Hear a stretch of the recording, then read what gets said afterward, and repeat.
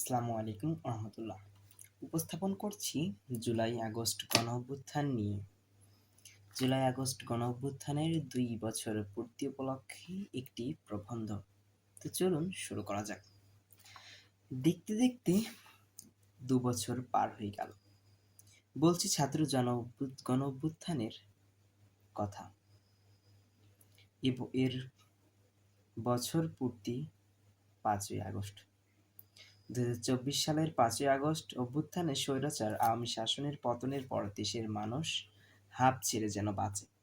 কচি কিশোররাও এই আন্দোলনে শরিক হয়ে অকতার প্রাণ দিয়েছে। তাদের সেই অবদানের কথা স্মরণ করতে হবে জাতিকে। তাদের ঋণ কখনো শোধ হবার নয়। ছোট্ট বন্ধুরা, তোমাদের সে আন্দোলনের কথা, শহীদদের কথা মনে রাখতে হবে, যাদের নেতৃত্বে 16 বছর পর সাফল্যের এই গৌরবগাথা রচিত হলো। সেই বীর আন্দোলনকারীদের কথাও মনে রাখতে হবে। তাদের জানাই অভিনন্দন। তাদের সাহসী আন্দোলনের ফলে আজকের বাংলাদেশ, একথা সবাইকে স্মরণ রাখতে হবে। ছাত্র জনতার অভ্যুত্থানে 2024 সালে কেমন করে এলো?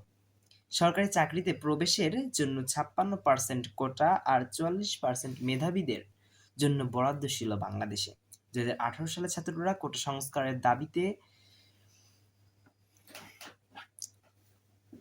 আন্দোলন শুরু করেছিল। আন্দোলনের পর সরকার ছাত্রদের দাবি করা সংস্কার না করে কোটা বাতিল করে দিয়ে পরিপত্র জারি করেছিলেন।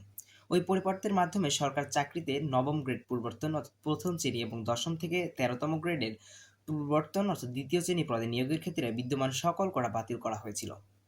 এটা কিন্তু ছাত্ররা চায়নি। তারা চেয়েছিল সংস্কার চায়নি, বাতিল করে দিয়ে সংকটের বীজ রেখে দেওয়া হয়েছিল। আর সেটারই প্রকাশ ঘটেছে 2026 সালের 5ই জুন কোর্টের আদেশের মধ্য দিয়ে। কোর্ট সংস্কার আন্দোলন একসময় সরকার পতনের এক দফায় গড়ায়, আর তা হয় ওঠে রক্তপাতে।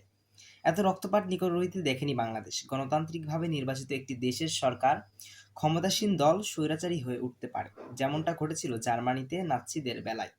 বাংলাদেশেও তা দেখা গেল। জনগণকে শোষণ নির্যাতনের কোনো পন্থাই তারা বাদ রাখে না। নির্যাতনমূলক সকল ব্যবস্থা যেমন গুম খুম ও গোপন কারাগার, আয়নাঘর তার নজির। কিন্তু শেষটা কখনোই কি ভালো হয়? কখনোই না।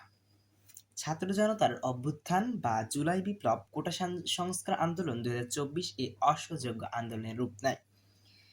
2024 সালের 5ই জুন বাংলাদেশ সুপ্রিম কোর্টের হাইকোর্টের বিভাগ কর্তৃক 2018 সালের 4 অক্টোবর বাংলাদেশ সরকারের জারি করা পরিপত্রকে অবৈধ ঘোষণার পর কোটা সংস্কার আন্দোলন নতুন করে যেন রূপ নেয়। এই আন্দোলনে তৎকালীন শেখ হাসিনা নেতৃত্বাধীন সরকার দমন নিপীড়ন শুরু করলে এটি অসহযোগ্য আন্দোলনের রূপ নেয়। এই গণঅভ্যুত্থানের কারণে স্বৈরাচার প্রধানমন্ত্রী শেখ হাসিনা পদত্যাগ করে ভারতে পলায়ন করতে বাধ্য হলে বাংলাদেশ সাংবিধানিক সংকটে পড়ে এবং এর 3 দিন পরে প্রফেসর মোহাম্মদ ইউনূসকে প্রধান উপদেষ্টা হিসেবে একটি অন্তর্বর্তীকালীন সরকার গঠিত হয়। কি হয়েছিল 5ই জুন? 2024 সালের 5ই জুন হাইকোর্টের বিচারপতি কে এম কামরুল কাদের ও বিচারপতি খিজির হায়াতের বেঞ্চে কোর্ট ব্যবস্থা বাতিলের সিদ্ধান্তকে অবৈধ ঘোষণা করে। রায় প্রকাশের পরপরই দেশের বিভিন্ন বিশ্ববিদ্যালয় শিক্ষার্থীরা এই রায়ের বিরুদ্ধে আন্দোলন শুরু করে। বাংলা ব্লকেড সহ অবরোধ কর্মসূচি চালায়।